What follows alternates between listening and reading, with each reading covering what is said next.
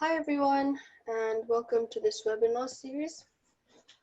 My name is Bagonza. I'm a final year mechanical engineering student. I did a placement year with Rolls-Royce, and I am the UK programs lead for Edu-Cater Global. Edu-Cater Global is a social enterprise that was started in 2019 to bridge the gap between STEM education and industry. We started this webinar series, the life cycle of a role model in STEM, to show people the different routes into a career in STEM at the different stages. So this series is basically aimed at people from the ages of 14 upwards, and we started off sort of taking you through selection of year 9 subjects and carrying you through money skills. We'll have sessions after this as well, a few webinars in the months to come, and we'll be leading you all the way up until retirement and pensions. So please do keep watching these webinars. Right now, I'm going to let my co-host introduce herself before we get into the agenda. Thank you. Hello, everyone. I'm excited to be co-hosting this webinar session. My name is Anne Derito. I'm from Kenya. I'm a trained aeronautical engineer and currently working with Kenya Flying Labs in the drone industry. I'm also the head of operations for Edu-Cater Global. That's why I'm co-hosting this webinar. Back to you, Philippa. Okay, so just to let you know, this session is being recorded for the purpose of people who can't make it, and it will be put on our YouTube channel. It will be approximately under an hour. We'll do a Q&A session, and then you'll be free to ask questions at the end. So we're going to get straight into it. I'll let the guest speakers introduce themselves. I'll start with you, Daniel. Hello, everyone. My name is Daniel Mutuku. I am in the business of helping people get jobs. So I run a company called Careerpoint Solutions in Nairobi, Kenya.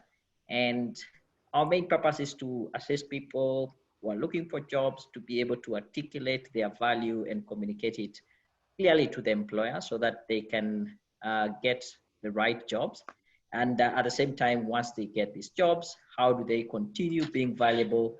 So we offer some online courses that assist them to continue be valuable in the workplace and be more attractive, or they can be able to attract more potential employers. At the same time, I'm also a STEM student. Yes, I did my Bachelor's of Science in Physics and ended up in the teaching area. I did a postgraduate certificate in education, and now I'm also a trainer. So I am all these things combined.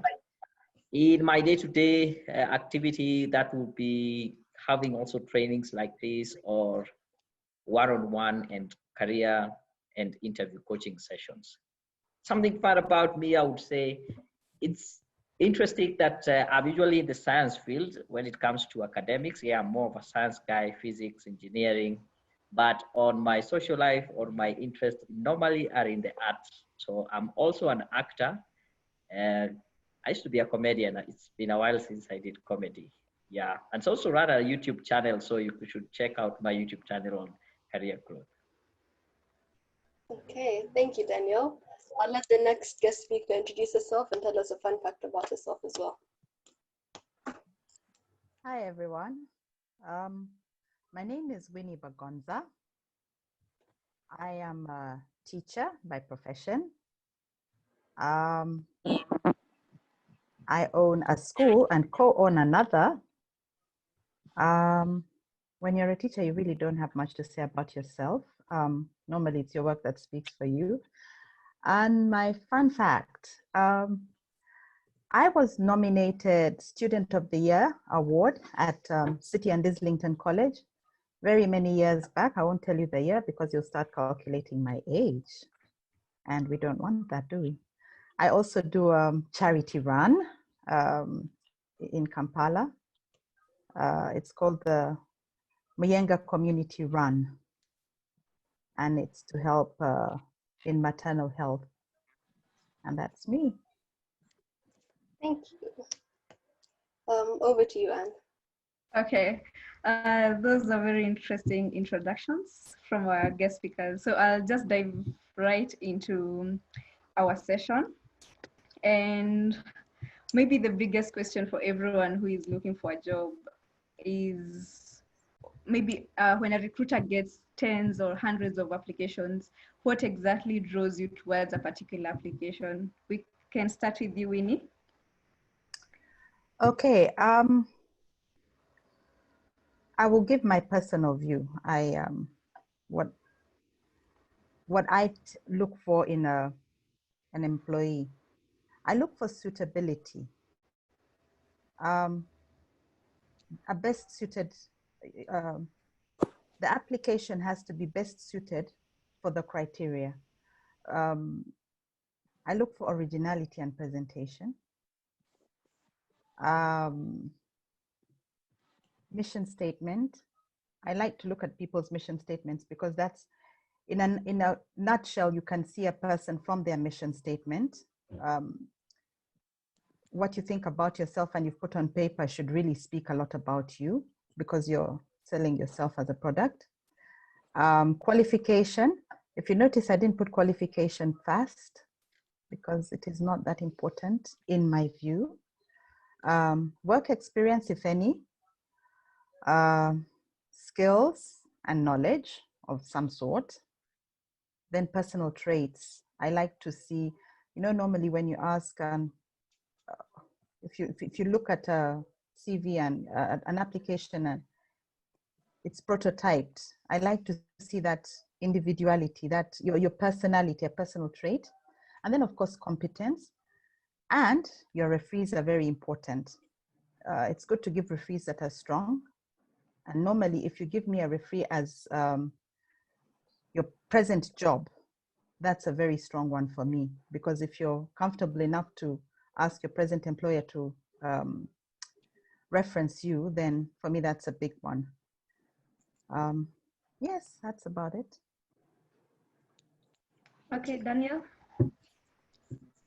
When I am looking for probably an employee or I'm doing recruitment for any of my clients, one of the key things that I usually look for is what value the person is bringing on board.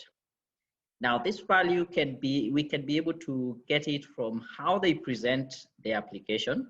So doing the application right is very, very important. And there are different ways. Different companies will have different ways of giving instruction on how to apply.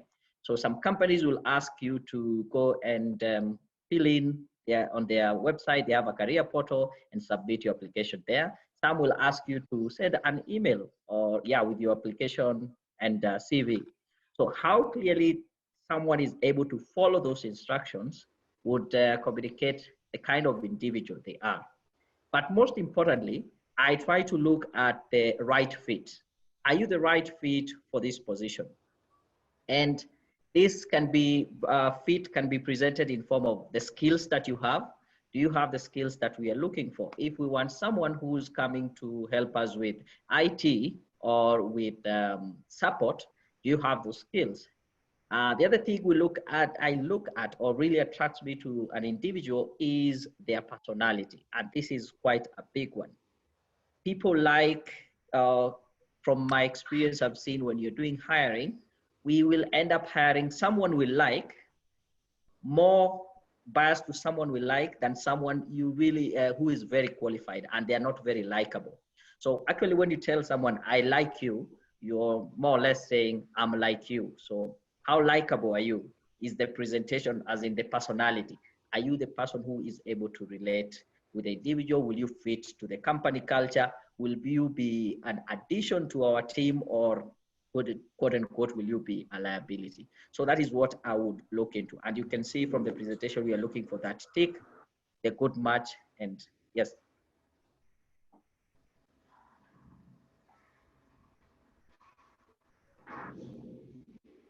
Philippa.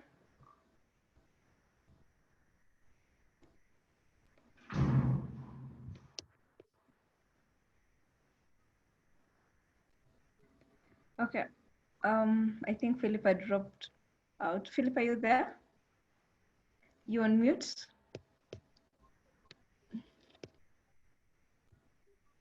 Yeah, I think her Can you hear connection. me? Sorry, I was on mute. Apologies. Thank you for the responses. My next question is more based on interviews. So, while preparing for an interview, what basic things do you expect a candidate to already know about the company? Information that you feel are the fundamentals for you to even take a second look at carrying the application forward. I'll start with you, Daniel.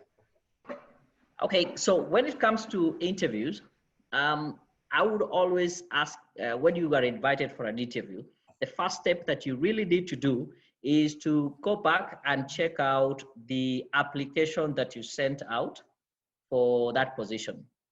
Number one, that will give you a rough idea of what is it that they saw in your application that made them invite you for an interview.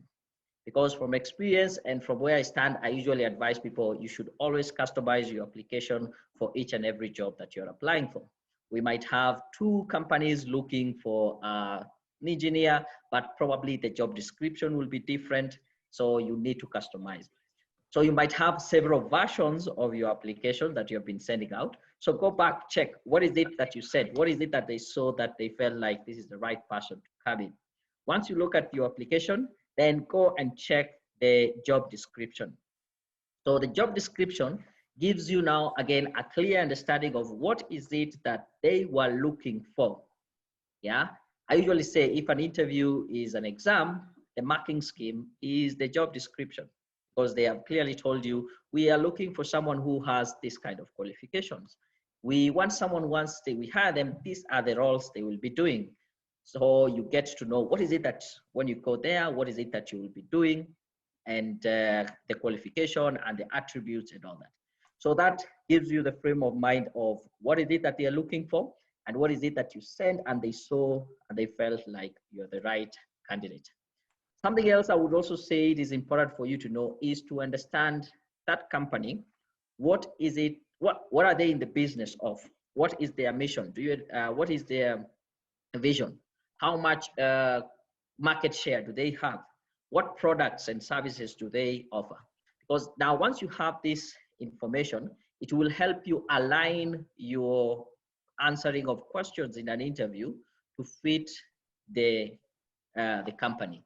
Because remember, I also said one of the things that I will look for, will attract me to a candidate, is culture fit. So you try also to communicate and bring on board that, yeah, you understand what they do and you can fit in the or the company culture. So something else that I would also want them to know is get general information about the company. How many branches do they have? Are they only in one location? What is their strategic plan? Some of them will share some of that information on their website. Do they just have a general knowledge about it? And also, very importantly, and I've seen individuals messing this up, is not knowing the physical location of where the interview would be. And this will come in later, as I say, well, as you prepare for the interview, you need to be here in good time. You might assume that you know where the place is, and I've seen it happen a lot, especially with internet and Google Maps. Oh, they are in Nairobi, this street and all that. You type it out, you have the picture frame in your head, only to realize it is not that straightforward. You need to take this taxi, you need to board this, there's a place you need to walk and such stuff. So knowing physically where the location is would be very important for someone to know. Okay, thank you. Some very insightful information over there. Okay, let's get another view. Well, Daniel peeped in my notes. Yes, same things. The only thing that I realized he didn't quite mention was the positives and the negatives. You've got to know the positive of the company and the negatives, because you go to add value. And it's very important to know where they're lacking and where you'll be of value. So that's all I'll add to what he said. He's basically covered it all, the product and service, the history. The history is very important. People like to know where, to know that you know where they've come from, because it gives you an idea of where they'll be headed to. So yes, that's about it from me. Just to add, may I add, what about if it's an online interview? Because I guess nowadays with whole COVID, everything might be online. What's the difference to that? So how do you prepare for that? So we've talked about the physical interview. What about the, online, like your lighting, good lighting, you have to show your face. So I'll pass it over to Winnie maybe first. Yeah, that's beautiful. Yes, you've got to make sure that you're properly, the online etiquette, it's just a whole revolution of things. You've got to have, make sure you've got a good computer, make sure you've got good internet, make sure you've got, you're not going to drop or freeze within, because that will really shut you off. And just be very presentable. Be presentable, be warm, and be in an environment where you're comfortable. Put yourself in an environment where you're comfortable. It'll be very sad if a taxi tout is screaming out a place and you're trying hard to answer a question. So nice, quiet, cozy place, closed off, no interruptions. Yeah. Probably I would add something on top of that. When it comes to online interviews, I think it is very important for you to consider where will you be at, the environment that you will be in, ensuring that it's a very quiet place, and there's no background noise, and also your background, again, is not very busy in terms of things that are on your background. The other thing would be, always try the technology beforehand. Always try the technology beforehand, because you might think that you are good only to, if you know the interview is at 6:30 and at 6:29 is when you're switching on your machine, you might be surprised. I don't know, technology always has a way of getting us off guard. So try in advance, just block enough time, 15 minutes early, 30 minutes early, rather than just waiting to be there on at that specific time. Yes, thank you guys. Yeah, actually, that's a very good point. Reminds me of my own interview experience where the audio couldn't work and it was just a mess. So thank you for that. Daniel, you actually mentioned about qualifications and the job qualifications that a company puts out when sending out for an application. So if I look at the applications and I just see that I'm not fully qualified, what is the advice would you give me just to make sure that I actually get a point, that I align myself to that application? And also, as a recruiter, what would make you pick me over a more qualified person? Thank you very much for that. Once you, when you're looking for a job before you send out your application, you should be able to take a look at the job description and ask yourself, is this job description describing me? Am I able to do the things that they are asking? Do I have the right qualification? Do I have the right attributes and such stuff? If the answer is yes, then go ahead and apply. If the answer is no, don't waste your time to apply. You will just be among the statistics or people who say, I've applied for so many jobs and I've never been invited for an interview. However, what if you are not yet there, but it still somehow describes you? I would say, even it describes you at least 70%, then go ahead and apply. Maybe you might not meet all the qualifications, yeah, but some of them you're able to meet. So what you do when you're doing your application, don't focus on what qualification you haven't met. Don't focus on the, maybe there's a job role or you don't know how to do that. Focus on what you can do. Focus on the positive. Focus on what you're bringing on board. And leave those other things that you're not qualified for. You can be able to explain during an interview, or you can be able to showcase that you are a fast learner and you can be able to get on board very quickly.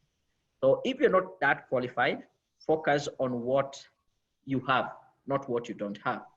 The other thing is, students usually say that it is asking for experience. I'm just a student. I don't have any experience. I'm just a fresh graduate. Where do I get the experience? I would say companies and employers, they know their positions which are entry-level positions, and they will accept someone straight from college or campus. But at the same time, you need to be proactive to look for this experience. And there are numerous ways of getting this experience. I would highly advise you go for volunteering. You can look for even unpaid internship. I usually say you will not be paid, but the experience you get in that area will pay you big time later on. Yeah. So look for volunteering opportunities, internship, or part-time jobs. It's better for you to say, I was working in this company between this time and this time, only when you go for an interview and say, actually, it was part-time. Yeah, you can explain it. So look for the experience and allow yourself to grow. The experience you get when you're, because you don't focus much on the money, the experience will pay you much better later. Okay, thank you. Winnie? Sometimes we disqualify ourselves before we qualify ourselves. I think you can only sell yourself, you can only sell what you know. And if you have that unique selling point, that one thing that will beat a person with qualification, front it as hard as you possibly can. Most employers look for integrity, honesty, warmth. Like Daniel said earlier, that if someone likes you, they will listen to you, they will hear you. And then, of course, openness to learn. My first job, not my first job, one of my many jobs, but one that led me into teaching, I wasn't qualified. And I taught for 9 years without a qualification, but I learned on the job. So you've got to be open to learning.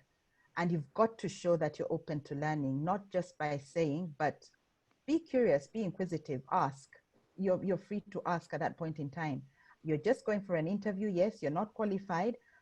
But sometimes if you ask intelligent questions, it gets the interviewer thinking, this is a person I'd probably like to have, though they don't have the qualification. And then the energy, show a presence. Let them feel your presence. Just because you're not qualified does not disqualify you entirely. And then passion.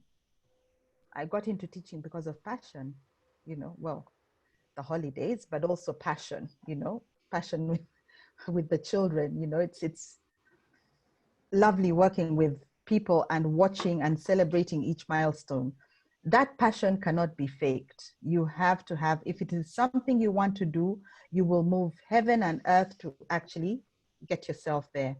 So yes, that's my thank you. On that note, I want to share a short personal experience. Yeah.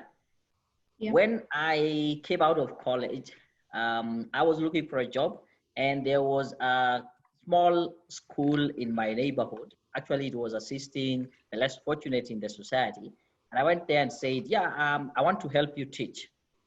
And funny enough, they were really, really looking for a teacher. And I got that job to teach part-time. Yeah, they were not paying me, and I was just practicing what I've learned from campus. I think I worked there for about 2 months or so. Then my first real job, I can call it my real job, the interview, when I went to that interview, I got there in good time, of course. The person who was to interview me came in late. And when he came, he just found me at the reception area. He told me, come, we'll do this very quickly.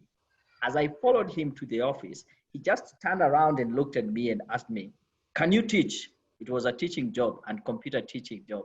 He just asked me, can you teach? I looked him straight in the face and I said, yes, I can teach. He asked, are you sure you can teach? I said, I've taught before and I can teach again. Just said, this young man just got a job.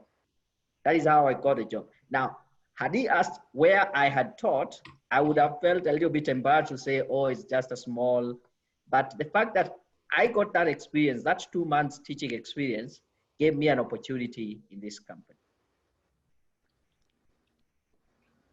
All right. Thank you both for sharing your personal experiences. I feel like really getting to know you, and yeah, that's it out. So now I want to flip the question. What advice do you give to an individual who is now maybe overqualified for a job? Maybe has to fight for the job that they're applying.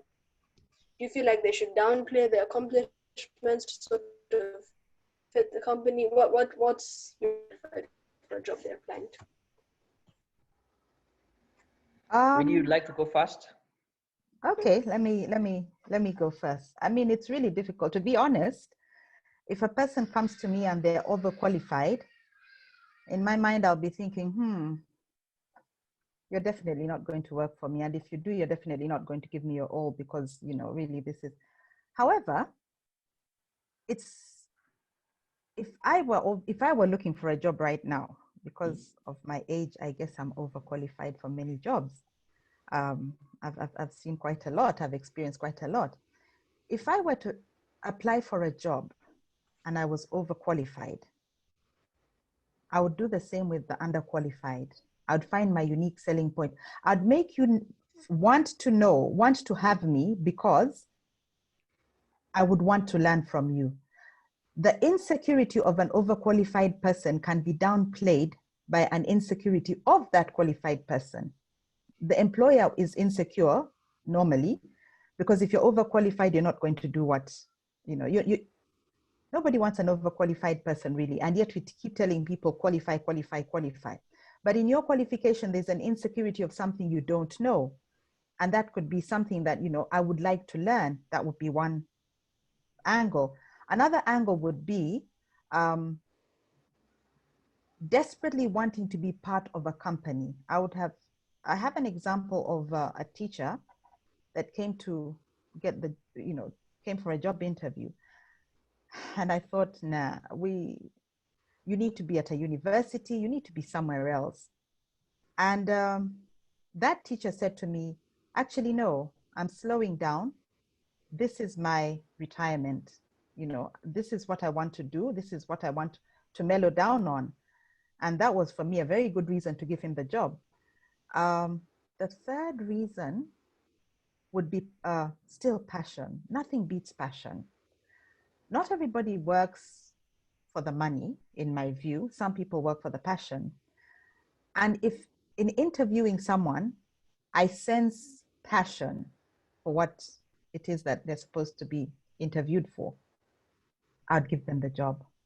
That's personal. It's not, you know, it's my personal take. So yeah, Daniel, over to you. Okay, thank you. I think you've done a good job responding to that. But in addition, I would say this, yeah, when it comes to the application process, there is a different. I always advise my clients, you should be as honest as possible. You shouldn't lie in your application. But there's something subtle. There's a difference between omission and lying. Yeah. So when you're doing your application, when you're sending that application and the CV and the cover letter, people will judge you. People will draw their own conclusion based on what you have sent. And most of the time, if someone is overqualified, the thing is that they will come, we can give them the job, they can do the job, but they will not be here for long. Probably they're here because they desperately are looking for a job, and this will be a stepping stone for them to go somewhere else. So that is usually the perception. So when you're doing your application, try to fit your qualification to that position. You can downplay it, as you're saying, you can downplay it, you can omit some information. That doesn't mean that you're lying. For you to just get that opportunity to get to the interview. But once now you're into the interview, now do as Winnie has said. Can you explain the reason why you are taking this job? Is it about just because of passion? I have seen in a school I used to work in, someone leaving the corporate finance world to come to a different teaching job, and they are willing to start from an entry level because maybe that is something they're passionate about. It might also be because you have changed your values? I used to go for these high corporate jobs, but now I've realized that this is having a very great impact on my physical health, my mental health, and I want to take care of myself. I wouldn't mind taking a lower job as long as I'm taking care of myself. Now you can explain that is a more reasonable reason why you're taking maybe a lower job. The other thing could be you can be able to explain the situation. We had to move.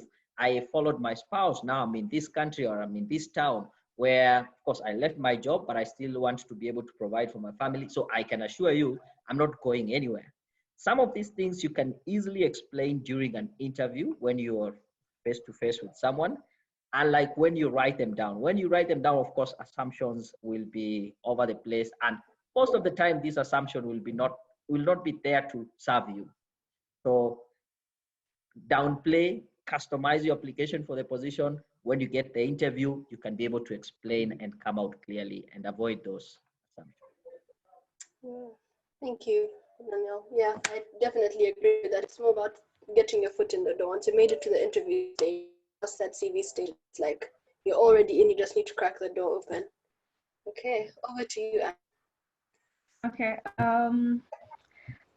So I'm sure there are many young people in this webinar series just listening to know how to apply and get a job. So what would be your advice to a young person who's applying for their first job interview, who's preparing for their first job interview?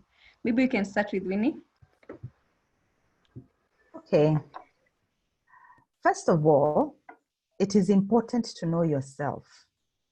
It is so important to know your strengths, your weaknesses. It is important to know create an inventory of your job skills and your abilities. You know, basically prepare, prepare, prepare. You can never prepare enough. Package yourself. Know how to package yourself in a way that you will feel confident, and that confidence is exuded. Anyone who comes to you will know that confident person, I want to work with this. Not overconfident, you know, find the balance, okay? Then research. Don't go for an interview that you haven't researched for. Research again, prepare, prepare, prepare. Don't get caught unawares. Arrive on time. It is so annoying when you sit to wait for a candidate who then comes in and gives you all these reasons why already you have disqualified yourself. You've made my life easy. Dress the part, you know. Dress the part. Look like this is the job I'm going to do. And then simplicity. Keep it honest. Keep it genuine. Keep it simple. If you go and the Google has come, and because Google is so easily accessible, we have forgotten to find ourselves. We are Googling everything. Google doesn't know who you are as a person. And even if they do, they only know what the public domain knows. Who are you as a person? So keep it honest, be genuine, open up, and let the person want to take you for who you are. And once you set that pace, your employer will know that this person came in, this is how they genuinely were, and this is it. This is, what you see is what you get. And like I said, know your strengths, know your weaknesses, prepare. Most employers will say, what is your weakness? I get so put off in the first sentence of a very planned weakness. If you know what your weakness is, you don't have to plan it. Everybody's been telling you, you're so talkative, you're so talkative. You're talkative. Is it a strength? Is it a weakness? And by the way, you can actually change your strength to be a weakness as well. Talking can be a strength. It can also be a weakness. So just know how to package it sweetly so that the person that's actually employing you will say, okay, that's a weakness, but we can work with that. That is a question everybody asks because they want to know if you're going to be honest about, if you're going to open up to me. I'm giving you a few minutes, and in this few minutes, I want you to give me your lifetime. Make use of that. Say the right things at the right time. Answer exactly what you're asked. Don't fumble. If you don't know, it is okay to ask. It is okay to say, can you repeat the question? Or, you know, it's okay to not know, you know, you don't work there anyway yet. It's okay not to know. And that for me reflects this person wants to learn because, you know, and they're honest and they're open. So for me, it's about integrity more than, you know, just be ready, be ready, be honest, be open, and prepare. I cannot say prepare enough. Prepare, prepare, prepare. That's it. Daniel? Yeah, thank you. I think I will build upon what you have just said. And there are 3 P's to when I'm doing my coaching sessions, interview coaching sessions. I follow 3 P's. You guys, you're here, you're lucky, you're getting this free. This is stuff I charge for when I'm coaching, but you're good to go. Number 1, the first P is prepare. Did you read my notes, Winnie? No. So the first P is prepare. And when it comes to preparing, there are 2 ways, yeah? Of course, what we said earlier, you do your research, you know about the company. Number 2, you should be able to prepare in terms of how will you show up? No, you are there in good time, you are not late, and also how you dress and all that. The other part of preparing is, can you think through some of the questions that you are going to be asked in the interview and start preparing some answers to these questions in advance? You will be surprised how many people will take time to dress, to go there, to be in time, only to be asked the first question. 99.99% of the interview you go, you will be asked, tell us about yourself. And that is when the first time they're actually thinking about that question. So there are certain questions that you expect. Tell us about yourself. What is your weakness? What is your strength? Why should we hire you? What is your salary expectation? Why should we choose you over other candidates? There's some question that will always be almost there. So think about this question in advance and think about the answers. That is part of preparing. Then the second P is presentation. How do you present yourself? Now you're in that interview, you have gotten there early enough. How well are you dressed? Are you dressed the part?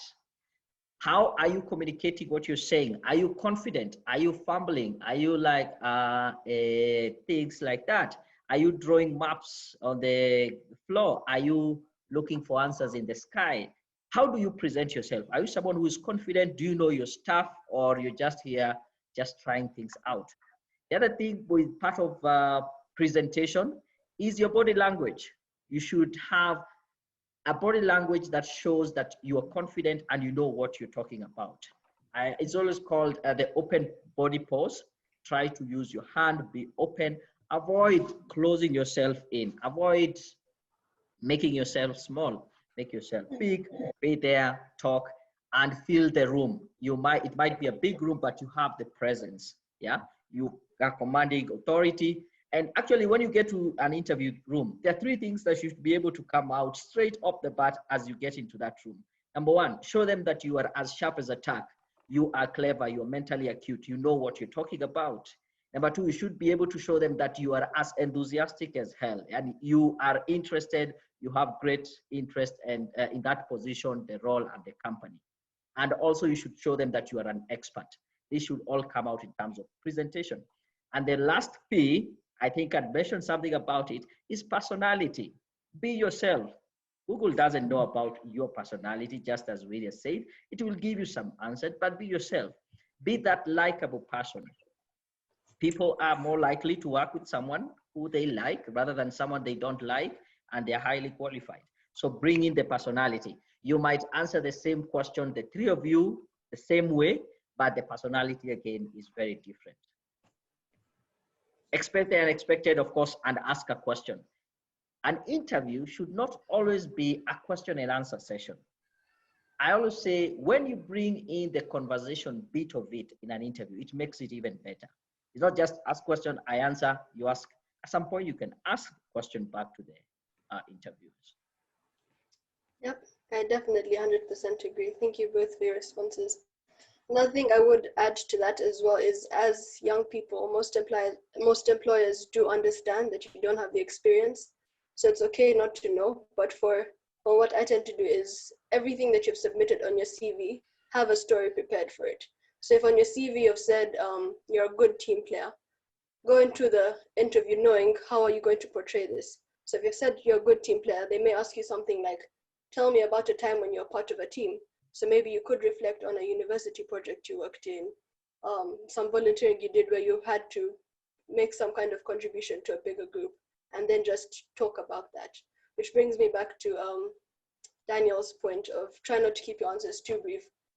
If an interviewer is tired of you speaking, they will tell you to be quiet. So they don't get tired until you're tired. So express yourself, put it all out there, because the interview is like almost your last shot at getting that job. Okay, so I'll move on to the next question. So many recruiters look for people with experience. What advice would you give starting out their careers and are looking to beef up their CVs?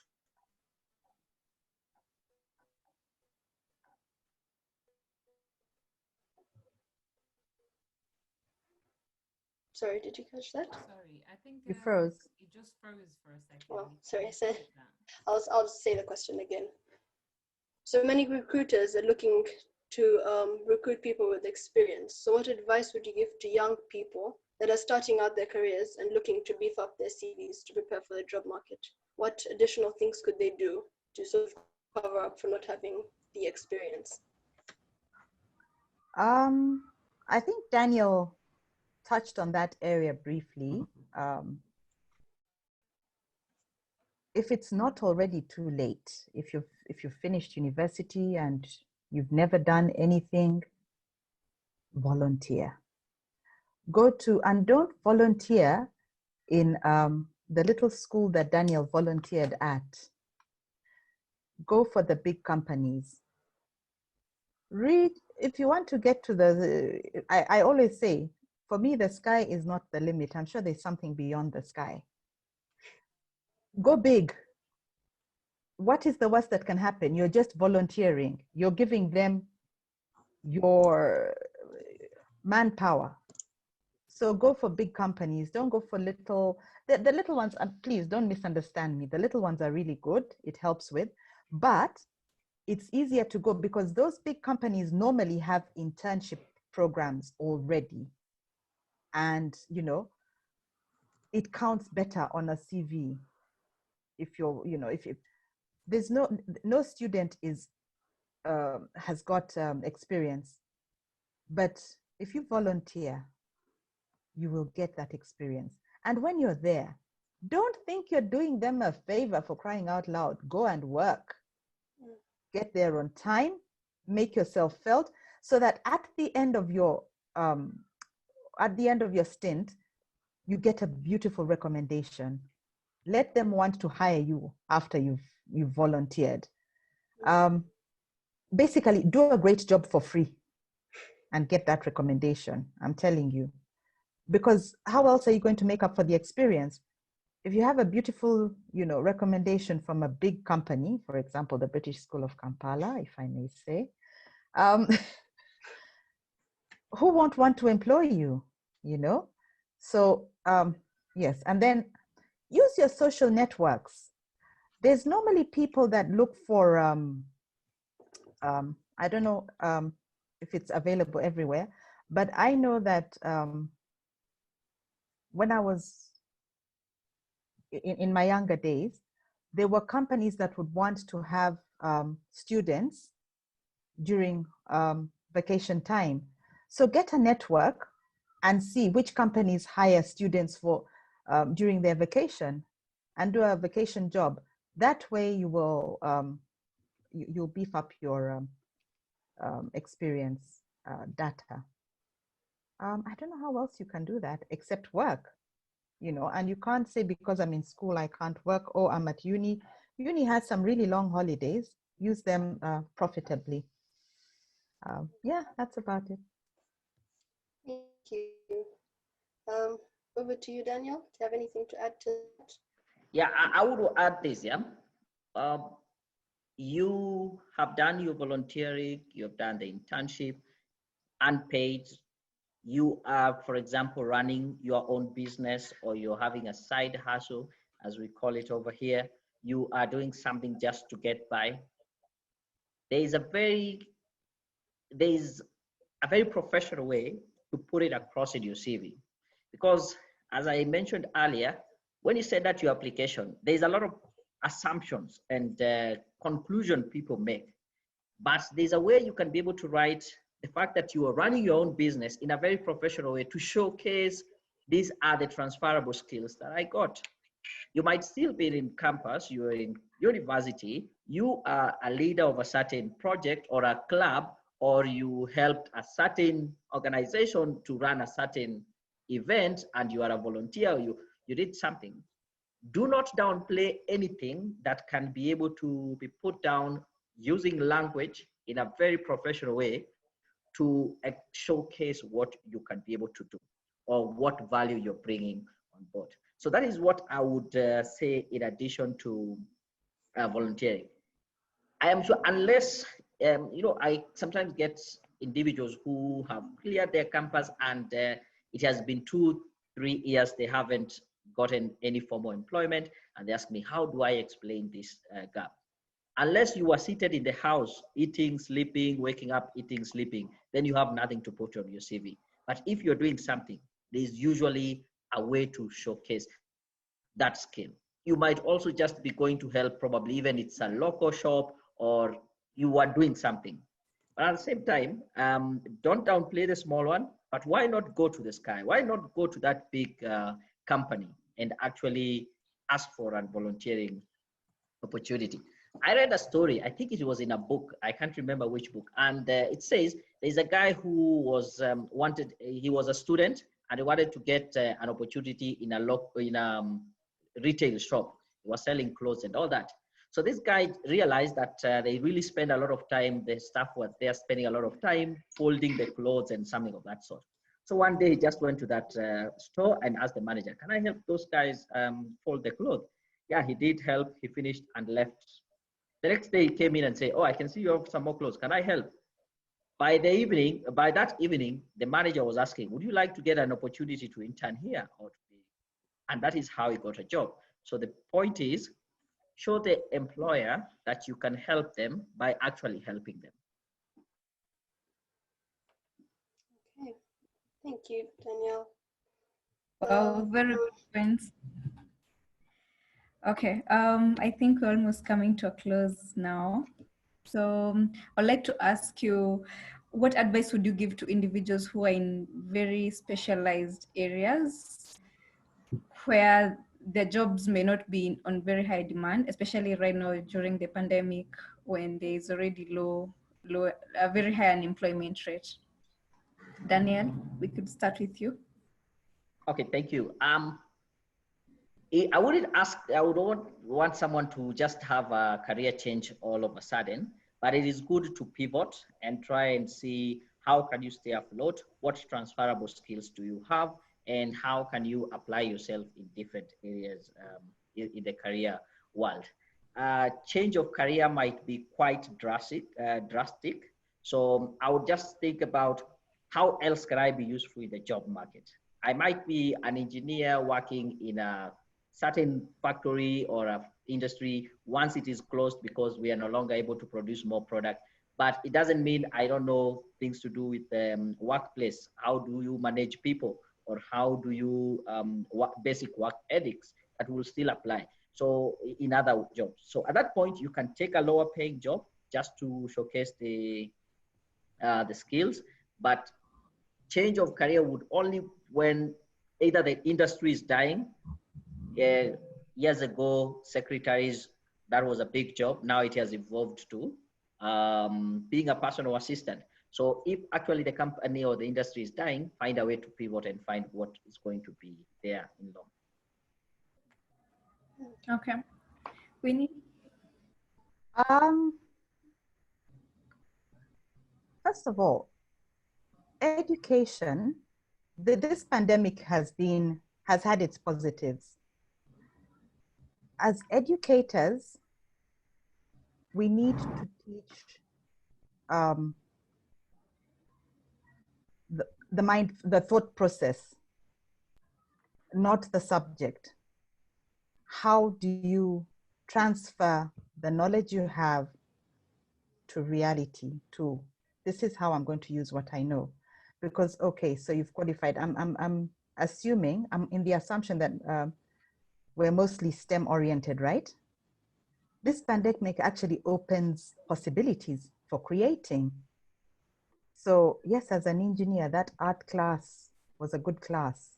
How are you going to, you know, make the planes more corona free, other than spray, disinfect and all? You know, how are you going to purify the air? There's basically what I'm trying to say is get innovative. You know, an idea can be sold, and an idea is actually very expensive. You know, you'll sit and have a chat with friends and they will pick up on that idea and go and build on it. And before you know it, someone has made a business out of it. So yes, we can sit back and lick our wounds and say, oh, you know, Corona came, but it came with its positives. There's so many possibilities. And I don't want to sound insensitive, but if you've studied, you've got a brain, you can use it to transfer whatever knowledge you have to be relevant. Yeah. Engineering right now, technology, there's a lot you can do. You know, I'm thinking all these, you know, the masks we wear, and I'm thinking, God, can someone please make me a mask that brings in oxygen and takes out the carbon dioxide?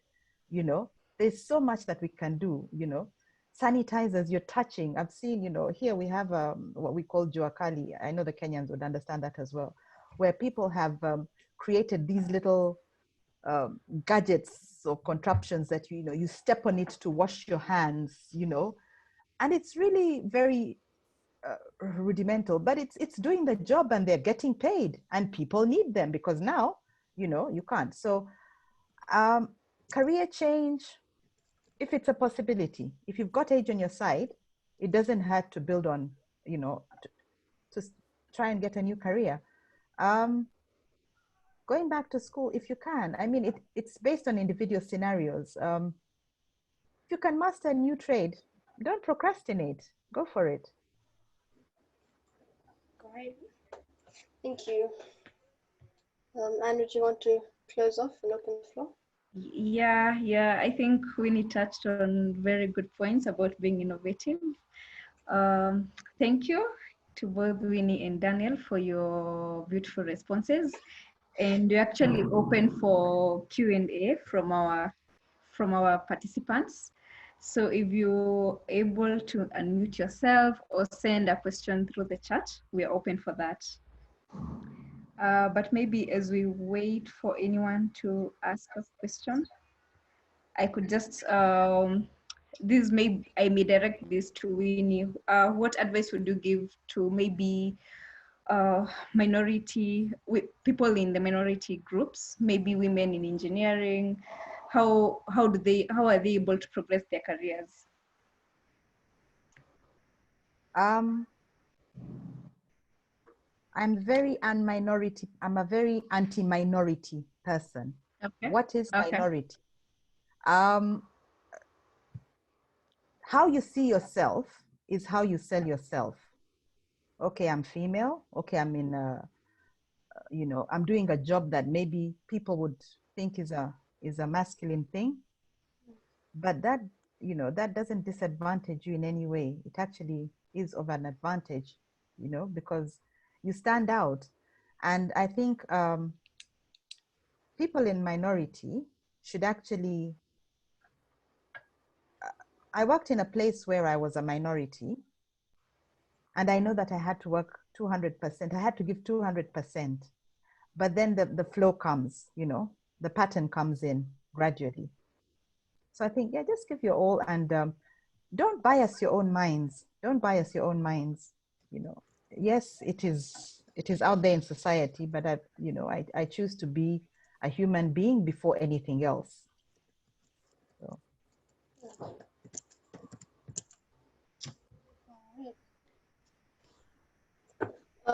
While we wait maybe for a few more people to send in any questions, if they have any, before we close off, I'll direct this question to Daniel. So what do you consider when you're selecting employees for a job promotion? Value, value, value. what value are they bringing on board? Now, this is a job market, and you are paid for the value that you bring into the market and how valuable you are. It takes time to build the value, be valuable, but you're not paid for the time. So when I'm considering someone for a promotion, I'll just consider what value are they bringing in. Value can be like based on the position that they're running. If it's sales, are they able to bring more sales in? If it is product development and innovation, how well are they doing that job? You can be able to get this value from experience, and you can also get it from education, and you can also get it from how you interact with others. So if I find someone who is more, they go out there to industry events, they know what is the trending, the things that are trending in the industry, they bring in some ideas, we try things out, even if it hasn't yet brought any money yet in terms of monetary value, but I can see this is a value person, someone who is going to be an asset. I 100% don't support the idea of, I've been here for the last 10 years, so why don't you give me a pay raise? Being here for 10 years and not bringing anything, that is a liability. I agree. I definitely agree. Would you like to add anything else into that? No. No? Okay. Just a reminder to the audience, you are free to ask questions at this time if you want to. We're coming to the end of our session. Actually, this is the end of our session. So maybe I'll give it a minute more. If you have anything to ask the guest speakers, please feel free to do that now.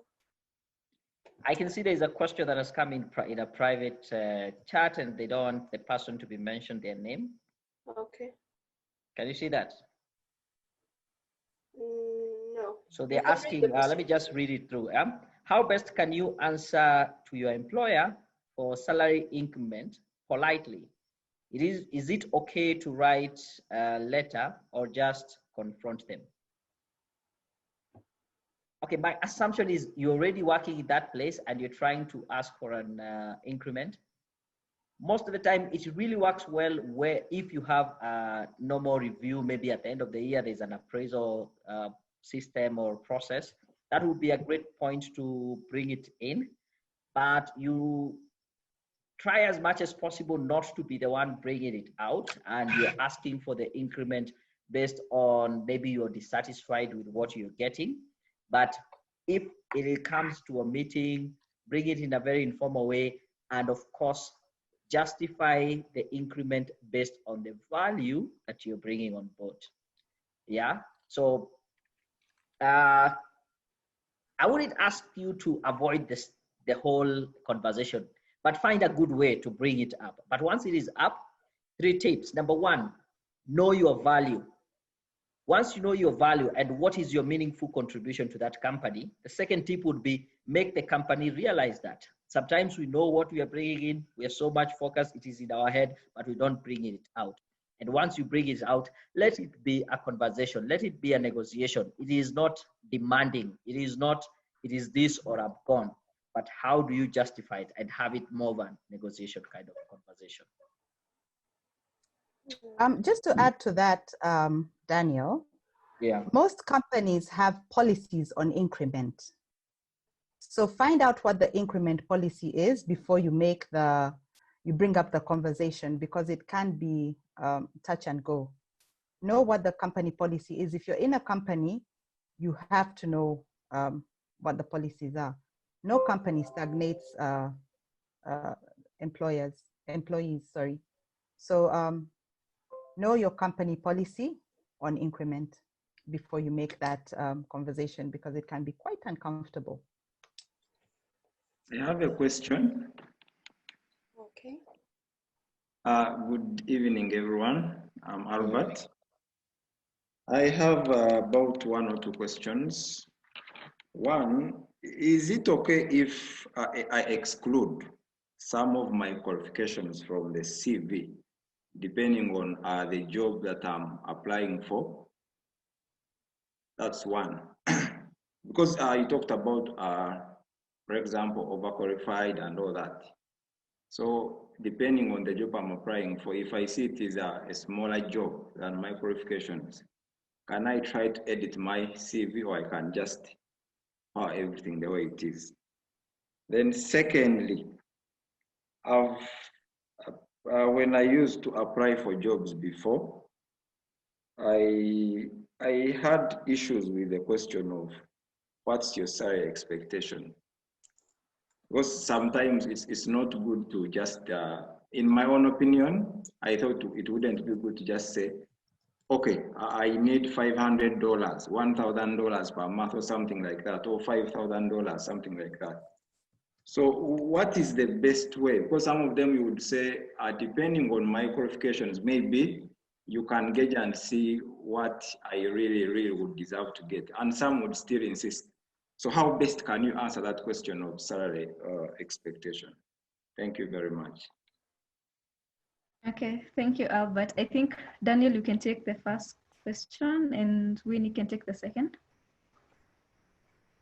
I think we had mentioned about that. If you have qualified, I would still ask you, yeah, you can omit some of the information to fit the criteria. And once you get it to the door, you can explain. Yeah. Remember, when you're sending your application, people will make assumption, people will come up with their own conclusion, which does not necessarily, is not usually the truth, or it is not, the assumption they make will not serve you. So don't just put things because you can downplay it, you can omit. Let me just simplify and say that. Yeah, just to add a bit to Daniel. Yeah. Normally you tailor your CV to a job. So tailor your CV to the job and then disclose later. Issues on salary expectation, the question of salary expectation. Normally when you're going to apply for a job, you have done your homework. You know what the salary that is being offered is. So work within that range. It's really prepare. Go knowing what is the company about and what do they pay. Or you could say, you can base it on your previous salary. Based on my previous salary, I would expect nothing less than this. And but that's really touch and go, because there you either have qualified or disqualified yourself immediately. So base it on something. Base it on something, either what you know they pay or what you have been paid before. I hope that answers, Sir Albert. All right. Thank you both. So we've run 6 minutes over, so I'm going to have to close the session now. Thank you again to everyone who attended this. We honestly did value your time. I hope you found it useful and picked at least 3 things from here, because I know I've picked a lot from this. Please do sign up to our upcoming webinars. Our next one is on the 22nd of September. It will be based on work life and diversity and inclusion in the workplace. So that will be at 5 p.m. British Summer Time, 7 p.m. East African Time. Please do join into that and keep an eye on our website for the other upcoming webinars. But thank you again to our guest speakers and to my co-hosts and for everyone who has attended this. Thank you. Thank you. Just to add,